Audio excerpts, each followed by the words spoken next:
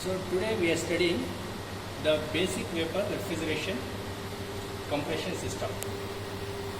So this is the basic vapor compression refrigeration system. The basic principle of this system is Clausius statement.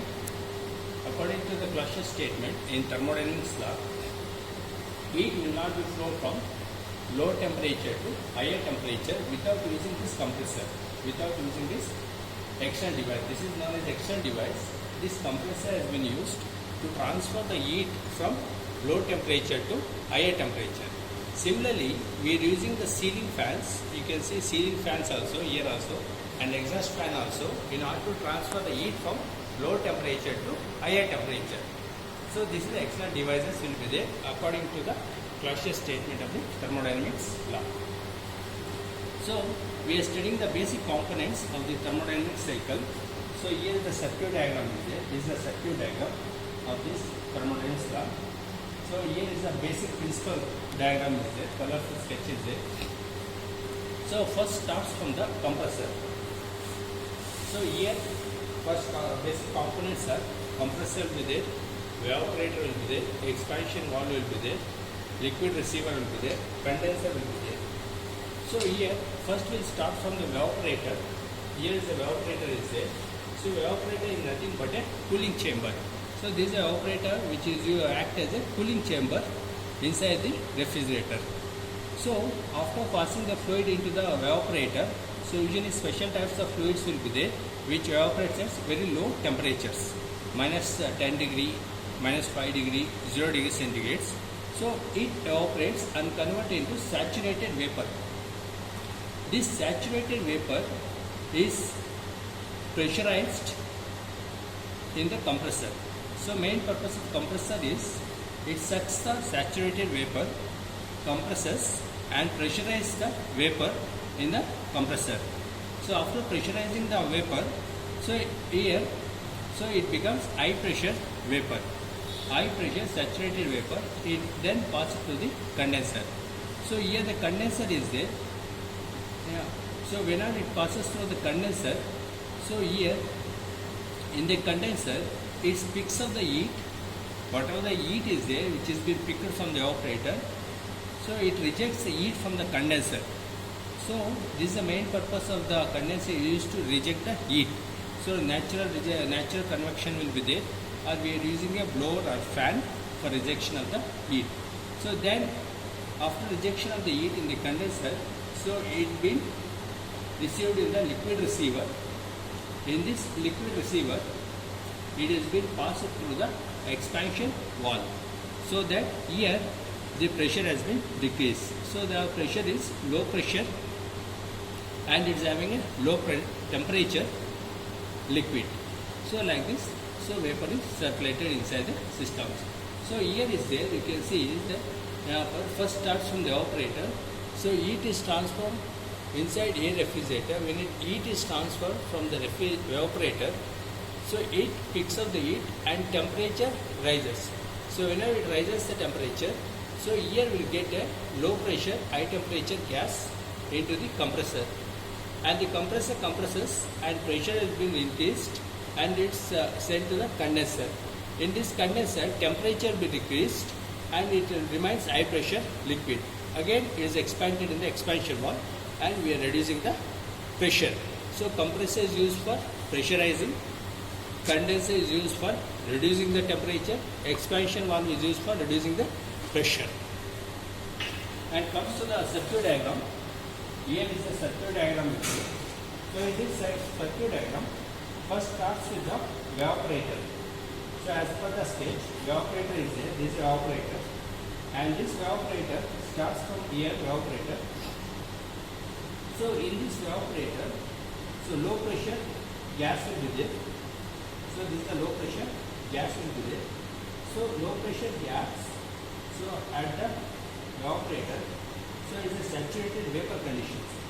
So after the picking up the heat from the cooling space, so it gets into liquid vapor refrigerant. It sucks into the compressor. Here pressure has been increased. After increasing the pressure, it is been sent to, it becomes high pressure gas. So So if the pressure is increased, it will become high pressure gas and it turns to the condenser where heat will be rejected from the condenser. So after rejecting the heat from the condenser, so it enters to the liquid receiver. So here the liquid receiver is there, refrigerant receivers. So it enters into the dryer. So the main purpose of the dryer is used to remove the filter the foreign particles present in the refrigerant and also in order to remove the water particles from the refrigerants. So we are using the silica materials for removing the moisture content, only water contents. So after that, this high pressure is passed to the expansion valve where again pressure is reduced and also in the condenser temperature is also being reduced. Here low, after expansion this one we will get a low pressure, low temperature liquid. So low temperature, low pressure liquid will be there. It is passed to the evaporator. In this evaporator, so it picks up the heat and liquid is get converted into vapor stage. And this vapor again circulates into the compressor. So next we are going to see the setup diagram. So this is a setup diagram. So this is a setup diagram. So here you can see vapor compression refrigeration system. It consists of a compressor, hemispherically sealed reciprocating type, condenser, air cooled with the help of fan. Condenser is there. We are providing a fan. Evaporator fitted inside the refrigeration cabinet. Expansion device, capillary tube. Refrigerant is R12. So this is the components of this vapor compression refrigeration system. So we are going to study this one, basic components in the setup, experimental setup first. See, this is a compressor.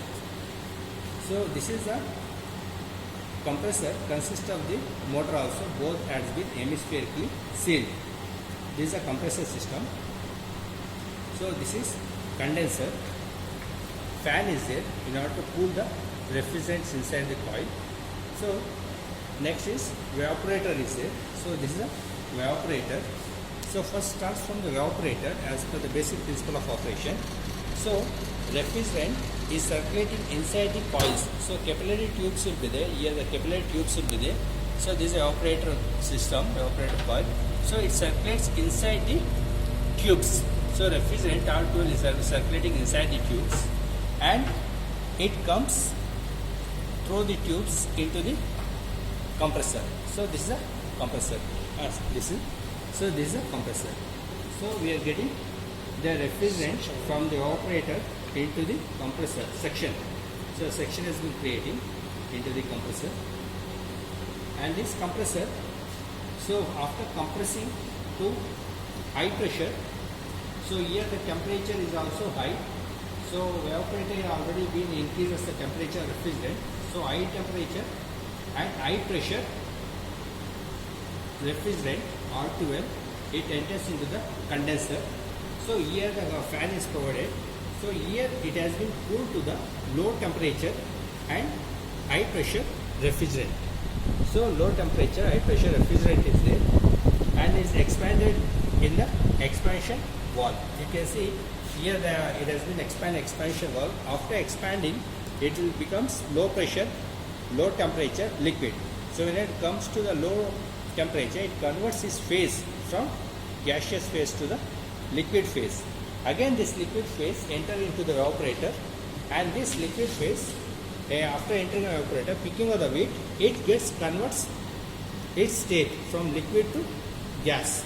So that is known as a latent heat of evaporation. So this is a evaporator. So this is a schematic working diagram of the refrigeration system. Okay, stop.